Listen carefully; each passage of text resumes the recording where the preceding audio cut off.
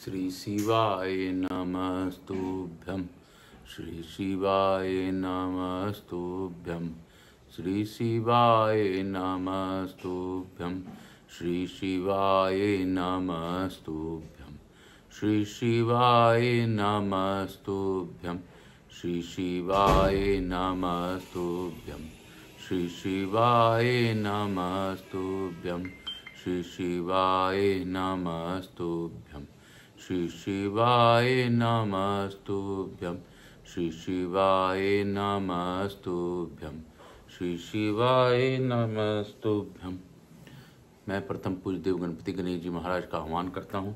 उनसे प्रार्थना करता हूँ कि हे गणपति, आप प्रसन्न होइए, प्रसन्न होकर इस कथा में पधारिए और सभी लोगों पर अपनी अखंड कृपा बनाए रखिए। हे गणपति, आप ही इस सृष्टि के दाता हैं। सृष्टि में जो भी हमें कल्याण प्राप्त होता है वो बाबा भोलेनाथ की दया से हम सभी को प्राप्त होता है। हम में सच में ऐसा कोई क्षमता नहीं है कि हम किसी प्रकार का कुछ भी पा सकें। हे गणेश जी महाराज, आप प्रसन्न होकर इस कथा का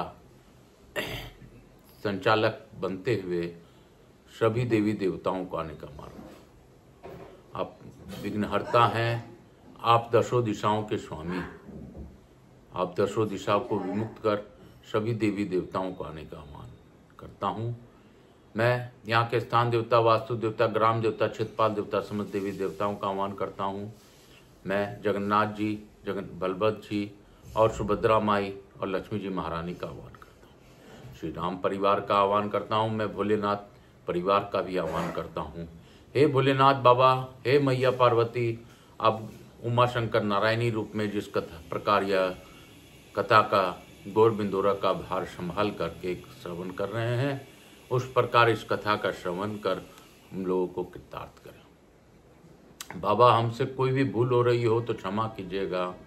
स्कंद कुमार से अनुरोध करता हूँ कि इस कथा को जैसी इच्छा हो वैसा सुनाकर हम लोगों को कृतार्थ करें। मैं आकाश रजड़िया बंसल गोतोत्पन्न उमा शंकर नारायण देवी राजड़िया का पुत्र, आचार्य संगीत कृष्ण जी महाराज सांवरिया बाबा के नाम से विख्यात, सांवरिया बाबा का शिष्य और सांवरिया बाबा मेरे गुरु, सांवरिया बाबा का स्मरण करते हुए गुरु आज्ञा लेकर आज कथा प्रारंभ करूंगा।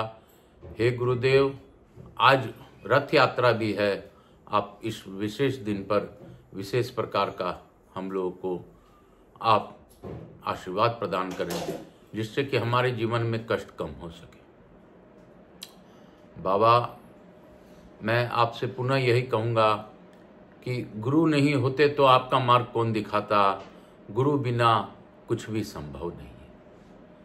मैं पंडित प्रदीप जी मिश्रा जी को भी धन्यवाद देता हूँ कि उनकी कृपा से हम लोगों ने भावपूर्वक इस कथा का श्रवण किया और अपने इस 18वें पुराण को पढ़ने का प्रण मैंने लिया।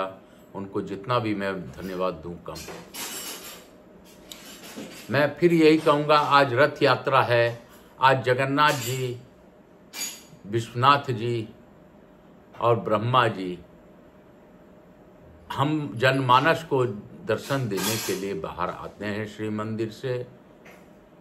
आज लक्ष्मी जी नहीं आती, आज बलभद्र जी के साथ सुभद्रा माई जाती है और मौसी बाड़ी जाकर वहाँ रहती है। रास्ते में एक कब्र है एक मुसलमान फकीर का, वहाँ पर जाकर रथ रुक जाता है, टस से मस नहीं होता। जब तक जगन्नाथ जी और वह पीर बाबा उन लोगों को निहार नहीं लेते तब तक वहाँ से रथ हिलता भी नहीं है। चाहे कितनी ही ताकत लगा ली जाए, रथ सुई बराबर भी नहीं हिलता। यह बाबा की ही कृपा है। तो ऐसे भक्त और भगवान का कृपा सभी पर बना रहे। रथ यात्रा के दिन सभी पर मेरे भोलेनाथ की कृपा बनी रहे। और जगन्नाथ जी नीलगिरी पर्वत से हम लोगों को आशीर्वाद दे रहे हैं, इसमें कोई शंका नहीं है कि जगन्नाथ कहें, विश्वनाथ कहें, काशीपति अधिनाथ कहें, वो एक ही हैं। हर रूप में जगन्नाथ ही दिखते हैं, हर रूप में विश्वनाथ ही दिखते हैं। तो आज जगन्नाथ जी का वंदन करते हुए हम लोग आज की कथा प्रारंभ करते हैं। मैं आकाश राजगढ़िया पुनः यही कहूँगा कि बाबा आप सब पर अपनी अखंड कृपा बनाए रखिए। जिस प्रकार आप रथ यात्रा का स्वांग रचे हैं ताकि दर्शन सबको दे सकें, उस प्रकार आप सबका कल्याण भी कीजिए। काल हर दुख हर दारी धरा कष्ट हर हर हर महादेव शंभु शंभु बोल बम का नारा है, बाबा एक सहारा है। कल हम लोगों ने अद्भुत कथा पढ़ी थी।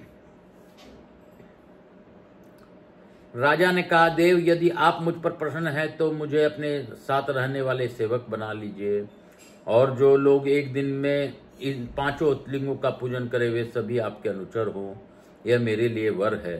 धर्मसेन की बात सुनकर महादेव जी अमस्तु कहा तथा उन्हें साथ लेकर कैलाश पर्वत पर चले गए। युधिष्ठिर भगवान शिव राजा धर्मसेन ने अपने आप में लीन कर लिया।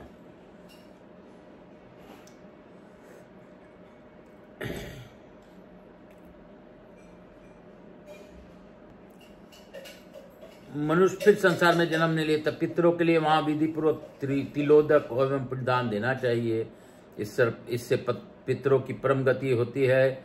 इसमें आगे उत्तम हिरण तीर्थ है, वहां सिद्ध लिंग हरिणेश्वर, धुनेश्वर, बानेश्वर तथा लुब्धकेश्वर, इन सब की पूजा करके मनुष्य शिवलोक में जाता है। बोलो शंकर भगवान की जय। मार्कंडेय जी कहते हैं, युधिष्ठिर भगवान शंकर की पूजा करने वाले पुरुष को चाहिए कि वह शास्त्रोक्त 8 मानस मंत्रों द्वारा 8 फूल निवेदन करे। उन फूलों के नाम इस प्रकार हैं: वारिज, सौम्य, अग्नेय, वायवय, पार्थिव, वानस्पत्य, प्रजापत्य और शिव पुष्प। अब इनके स्वरूप का निर्णय सुनो। जल के ही वारिज समझना चाहिए। मधुयुक्त दूध सौम्य कहलाता है। धूप और दीप आग्नेय पुष्प के अंतर्गत हैं। चंदन आदि वायव्य पुष्प हैं। कंदमूल आदि पार्थिव पुष्प और फल वानस्पत्य पुष्प है। अन्न आदि भोज्य पदार्थ प्रजापत्य पुष्प कहलाते हैं तथा उपासना का ही नाम शिव पुष्प है। इनके सिवा अहिंसा प्रथम पुष्प है। इंद्रिय निग्रह द्वारा पुष्प और दया तृतीय पुष्प है। इन आध्यात्मिक पुष्पों से सब देवता संतुष्ट होते हैं।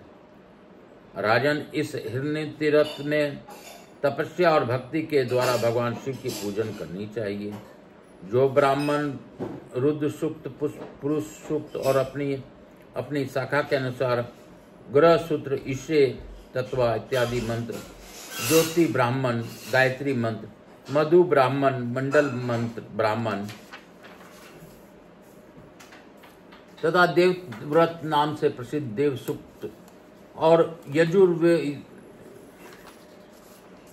यजुर्वेदों तक सूक्तों का भक्ति पूर्वक जाप करते हैं, वे भगवान शिव के लोक में जाते हैं।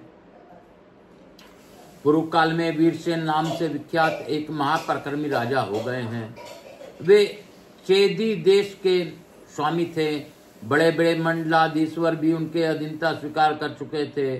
राजा वीरसेन के राज में कोई किसी का शत्रु नहीं था, किसी को रोग नहीं होता था और चोर आदि उपद्रव भी नहीं था। उस राज्य में कहीं भी अधर्म नहीं होता था, सदा सर्वत्र धर्म का ही पालन किया जाता था। राजा अपनी पत्नी और उनके पुत्रों के साथ सदा सर्वत्र धर्म का ही पालन किया करते जाता था। राजा अपनी पत्नी और अनेक पुत्रों के साथ सदा आनंद में रहते थे। उनकी एक पुत्री थी जो गिरिराज नंदिनी उमा के भांति सुंदर थी। उस पर माता पिता भाई बंधु सभी की स्नेह दृष्टि बनी रहती थी। समय आने पर 12वें वर्ष में चेदीराज ने विधि पूर्वक अपनी पुत्री का विवाहिक कार्य संपन्न किया। विवाह के बाद उस कन्या का पति मृत्यु को प्राप्त हो गया। बेटी को विधवा हुई देख राजा शोक में डूब गए। उन्होंने दुख से पीड़ित होकर रानी से कहा, कल्याणी, यह तो जीवन भर के लिए अत्यंत दुख आ पड़ा है। मेरी पुत्री रूप और यौवन से संपन्न है, उसकी रक्षा कैसे की जा सकती है? भानुमती के शील की रक्षा का कोई उपाय दिखाई नहीं देता। माता पिता जब आपस में इस प्रकार वार्तालाप कर रहे थे, उस समय उनकी बातें सुनकर राजकुमारी भानुमति उनके समीप जाकर बोली, पिताजी, मैं शोकाग्नि में जल रही हूँ, इसलिए आज आपके सामने संकोच छोड़कर बोलती हूँ। मेरे कारण कोई दोष नहीं, बात नहीं होनी चाहिए पाएगी, यह मैं आपसे सत्य कहती हूँ। आज से मैं कभी श्रृंगार नहीं धारण करूंगी, मोटे वस्त्रों से अपने शरीर ढक लूंगी, संयम पूर्वक रहकर पुराणोक्त सभी व्रतों का आचरण करूंगी और हरि के संतोष के लिए तपस्या करते हुए अपनी काया को सुखा डालूंगी। तात, यदि आपकी सहमति हो तो मैं ऐसा जीवन व्यतीत करना चाहती हूँ। भानुमति का यह वचन सुनकर राजा वीर स्नेह से कातर हो गए। उन्होंने कन्या की तीर्थ यात्रा के उद्देश्य से बहुत अधिक धन देकर उसे विदा किया। कुछ इस विश्वासपात्र वृद्ध पुरुषों को पुत्री की रक्षा के नियुक्त किया और एक हथियारबंद सिपाही तथा पुरोहित ब्राह्मणों को भी साथ में लगा दिया। भानुमति गंगा के तट पर गई और वहां स्नान करके भगवान के ध्यान में तत्पर हुई। स्नान, ध्यान और पूजन यह उसका प्रतिदिन का नियम हो गया। उसकी रक्षा करने के समर्थ जो दास दासियां आदि थे, वे भी उसके पिता राजा वीरसेन की आज्ञा से वहीं गंगा के किनारे टिके रहे। इस प्रकार वह राजकुमारी 12 वर्ष तक गंगा जी के तट पर रहकर तदनंतर किसी समय गंगा को छोड़कर अपने सहायक मंत्रियों के साथ दक्षिण दिशा में गई। वहां महानदी नर्मदा बहती थी। वहां अमरकंटक पर्वत एवं ओमकार तीर्थ में वह 6 महीने तक रही। फिर एक तीर्थ से दूसरे तीर्थ में होती हुई अनेकानेक तीर्थों में भ्रमण करने लगी। प्रत्येक तीर्थ में स्नान करके भक्ति भाव से भोजन करती हुई वह निवास करती थी।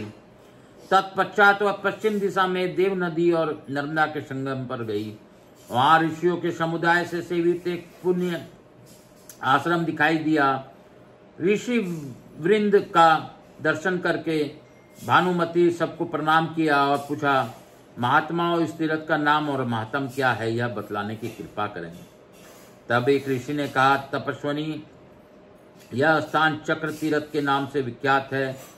पूर्व काल में त्रिशूलधारी देवादिदेव महादेव ने संतुष्ट होकर यहाँ श्री हरि को चक्र प्रदान किया था। जो इस तीर्थ में स्नान करके देवताओं को और पितरों का तर्पण करता है, उसे पुनरावृत्ति रहित उत्तम गति प्राप्त होती है। दूसरे दिन यह सुलभेद तीर्थ में जाना चाहिए। वहां रात्रि में जागरण करके पुराण की कथा पढ़ें और सुने। पुष्प, धूप, दीप आदि निवेदन करके भगवान विष्णु की पूजा करें। तीसरे दिन प्रातःकाल होने पर ब्राह्मणों को भोजन करावें और अपनी शक्ति के अनुसार उन्हें भक्ति पूर्वक दान दें। फिर चौथे दिन जहाँ प्राची सरस्वती है वहां जाना चाहिए। वे सरस्वती संपूर्ण जगत को पावन करने के लिए साक्षात ब्रह्मा जी से प्रकट हुई है। पांचवें दिन मार्कंडेश्वर लिंग के समीप जाएं और वहां स्नान करें। वह परम उत्तम स्थान सर्व देवमय और सर्व तीर्थमय है। जो पवित्र एक जितेंद्रिय होकर वहां 1 वर्ष या 6 माह या 15 दिन अथवा 3 रात्रि भी निवास करता है, उसका फिर मृत्यु लोक में निवास नहीं होता। वह सदा स्वर्ग लोक में अक्षय निवास पाता है। जो नियम पूर्वक वहां निवास करता है, वह 3 जन्मों के पापों से मुक्त हो जाता है। तथा जो विधवा नारी उत्तम व्रत का पालन करते हुए 12 वर्षों तक वहां निवास करती है, वह अनंत काल तक रुद्रलोक में प्रतिष्ठित होती है। मुनि का यह वचन सुनकर भानुमति को बड़ी प्रसन्नता हुई। वह आलस छोड़कर हरनीश तीर्थ सेवन एवं स्नान करने लगी। उस तीर्थ का प्रभाव देखकर राजकुमारी ने पुरोहित जी और ब्राह्मणों से कहा, आप लोग मेरी यह बात सुने। मैं जब तक जीऊंगी यहीं रहूंगी, ऐसे उत्तम स्थान का त्याग नहीं करूंगी। आप लोग जाकर मेरे माता पिता तथा भाई से यह बात कह दें कि भानुमति नियम पूर्वक व्रत का पालन करते हुए इस समय सुलभेद तीर्थ में रहती है और 1 दिन का अंतर देकर उपवास करते हुए धीरे धीरे 1 मास तक उपवास करने की चेष्टा कर रही है। वह देव शिला पर रहकर प्रतिदिन भगवान विष्णु का ध्यान करती है और भूमि पर ही सोती है। यह संदेश लेकर जब ब्राह्मण लोग चले गए, तब एक दिन 2 शबर भी वहां आए। वे दोनों पति पत्नी थे। शबर ने अपनी स्त्री से कहा, प्रिय, यहाँ जितने कमल पुष्प मिले उन्हें राजकुमारी को देकर तुम शीघ्र भोजन कर लो। मैंने आज यहाँ देव पूजन का विचार किया है, इसलिए मुझे आज भोजन नहीं करना चाहिए। मैंने कभी किसी विधि निवेश का निषेध का पालन नहीं किया है, सदा पाप बढ़ाया और अशुभ कर्म किया है, अतः आज मैं धर्म का पालन करना चाहता हूँ। सबरी बोली, प्राणनाथ, मैंने किसी भी दिन आपसे पहले भोजन नहीं किया है। जहां तक मुझे स्मरण है, आपके भोजन से बचा हुआ अन्न ही मैंने भोजन किया। पत्नी का यह निश्चय जानकर सबर स्नान करने के लिए गया। उसने आधे उत्तरीय वस्त्र से स्नान करके जब सब देवताओं को भक्ति पूर्वक स्नान कराया और देवशिला के पास डरते डरते जाकर खड़ा हुआ। वह मन ही मन भगवान विष्णु का चिंतन करता था। सबरी ने कुमुद के 2 फूल राजकुमारी की दासी के हाथ में दिए। रानी ने उन फूलों को देखकर दासी से पूछा, तुमने ये दोनों फूल कहाँ पाए हैं? बताओ, शीघ्र जाओ और पता लगाओ, यदि और फूल मिले तो ले आओ। धन देकर कमल के फूल खरीद लाना। भानुमति की यह बात सुनकर दासी सबर के पास गई और बोली, बहुत से श्रीफल तथा फूल मुझे ला दो। सबरी बोली, मैं श्रीफल और विशेषतः फूल दूंगी, परंतु मुझे मूल्य लेने की इच्छा नहीं है। तब दासी लौट गई और रानी से यह सब बात बता दी। तब रानी स्वयं आई और सबर से बोली, तुम मूल्य लेकर मुझे फूल दो। सबर बोली, देवी, मैं फल और फूल का मूल्य नहीं लेना चाहता। आपको जितना आवश्यकता हो मुझसे श्रीफल और फूल ले लें तथा विधि पूर्वक जगतपति भगवान वासुदेव को पूजा करें। रानी बोली, मैं मूल्य दिए बिना तुम्हारे कमल में के फूल नहीं लूंगी। इन फूलों के बदले में तुम्हें धान्य का यह ढेर से ले जाओ। सबर बोला, भद्रे, आज मैं भगवान का चिंतन छोड़कर आहार का चिंतन नहीं करूंगा। देव पूजन किए बिना अन्य किसी का कार्य में मेरी बुद्धि नहीं लगती। रानी बोली, तुम्हें अन्न का त्याग नहीं करना चाहिए, क्योंकि सब कुछ अन्न में ही प्रतिष्ठित है, अतः प्रयत्न करके मेरी अन्न को ग्रहण करो। सबर बोला, मैं पहले से आज अन्न न लेने का निश्चय कर चुका हूँ। यह सत्य है, सत्य ही संपूर्ण जगत का मूल्य है और सत्य में ही सब कुछ प्रतिष्ठित है। सत्य से ही सूर्य तपते हैं, सत्य से ही चंद्रमा प्रकाशित होते हैं, सत्य से ही वायु चलता है तथा सत्य से ही आधार पर यह पृथ्वी टिकी हुई है। अतः मुझे पूरा प्रयत्न करके मनुष्य सत्य की रक्षा करे, सत्य का लोप कदापि न करे। रानी बोली, फूल 4 प्रकार के बताए गए हैं। एक तो बगीचे से चुनकर लाया हुआ, दूसरे जंगल से तोड़ा हुआ, तीसरा मूल्य देकर खरीदा हुआ और चौथा दान के रूप में प्राप्त हुआ। इनमें उत्तम फल तो उसका माना गया है जो स्वयं ही जंगल में तोड़कर लाया गया हो। बगीचे का फूल मध्यम फल बताया गया है। खरीदे हुए फूल को निकृष्ट श्रेणी में रखा गया है। जो प्रतिग्रह से प्राप्त हुआ फूल है उसे विद्वानों ने निष्फल बताया है। तब पुरोहित जी ने कहा, रानी, फूल ले लो और भगवान की पूजा करो। पुरोहित की आज्ञा से रानी ने सबर का उपकार करते हुए वे फूल ले लिए और उनके द्वारा भगवान विष्णु का विधिवत पूजन किया। रात को जागरण करके उन्होंने पुराण की कथा भी सुनी। तदंतर सबर ने भी धूप दीप आदि निवेदन करके श्री हरि का पूजन किया। भगवान केशव का ध्यान करते हुए वह रात भर जागता रहा। फिर प्रातःकाल होने पर उसने स्नान के लिए उत्सुक मनुष्यों की भीड़ पर दृष्टिपात किया। कोई सूल भेद में नहाते हैं तो कोई देव नदी में, कोई प्राची सरस्वती में स्नान करता है तो कोई मार्कंडेय हद में गोता लगाते हैं। कितने ही मनुष्य भक्ति भाव से चक्तीरथ में स्नान कर रहे थे तथा स्नान से पवित्र हुए सब लोग देवशिला पर यत्न पूर्वक श्राद्ध करते हैं। यह सब देखकर सबर ने भी बेल का पिंड दान किया और भानुमति से भी सत्तू के पिंड बनाकर पितरों के लिए अर्पण किए।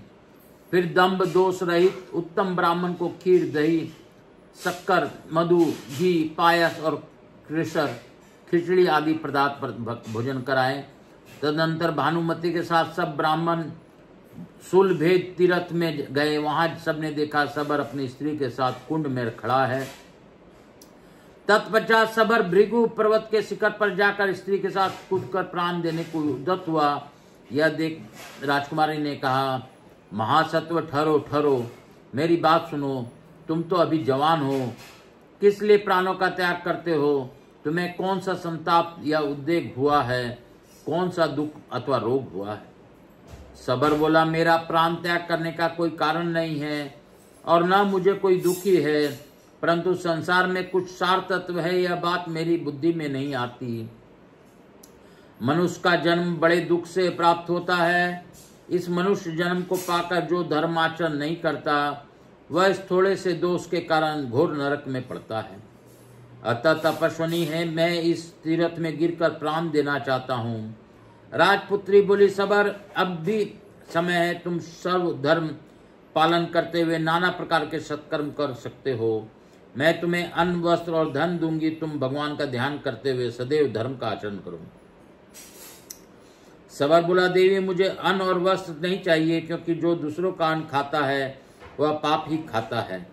राजपुत्री बोली, कंदमूल फल का आहार करते हुए उत्तम भिक्षान भोजन करके तीर्थों में स्नान करो तो सब पापों से मुक्त हो जाओगे।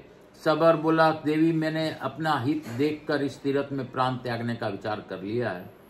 अब मैं सत्य का लोप नहीं कर सकता, यह मेरी निश्चित मत है। आप सब लोग मुझे क्षमा करें। इतना कहकर उसने उत्तरीय वस्त्र से अपने ही प्रयत्न पूर्वक बांधा और स्त्री के साथ भगवान का ध्यान करके वह नीचे गिर पड़ा। लुढ़कता हुआ जब आधे पर्वत पर आ गया तब उसने प्राण निकल गए। कुंद के ऊपर जाकर उसका शरीर निश्चेष्ट हो गया। इसी समय सबर अपनी स्त्री के साथ दिव्य विमान पर चढ़कर उत्तम गति को प्राप्त हुआ। तीर्थ का यह महात्म देखकर रानी भानुमति हर्ष में भर गई और मन ही मन कुछ सोच विचार कर कुंड में समीप पहुंची। फिर बहुत से ब्राह्मणों को बुलाकर उन्होंने पूजन किया और उन सब का नाना प्रकार के दान दिए। उसके बाद रानी पर्वत के ऊपर चढ़ गई। उस दिन चैत्र मास की अमावस्या तिथि थी। पर्वत के शिखर पर आरोहण होकर उसने दोनों हाथ जोड़ दिए और सब ब्राह्मणों से इस प्रकार कहा, आप सब लोग मेरे माता पिता, भाई तथा अन्य बंधु बांधवों से यह कहिएगा कि सब लोग मेरी त्रुटियों को क्षमा करेंगे। जो उन्हें यह सूचित कीजिएगा कि भानुमति सुलभेद तीर्थ में कठोर तपस्या करके शरीर त्याग कर स्वर्ग को चली गई। ऐसा संदेश देकर रानी ने सब लोगों को विदा कर दिया और स्वयं पर्वत के शिखर पर खड़ी हुई। उसने अपने आधे उत्तरीय वस्त्र को खूब कसकर बांध लिया और एक चित होकर पर्वत से अपने शरीर को छोड़ दिया। वह आधे पर्वत तक गिरकर आई थी। इतने में देवताओं और देवतियों ने देखा भानुमति दिव्य विमान पर आरूढ़ हो कैलाश धाम को चली गई।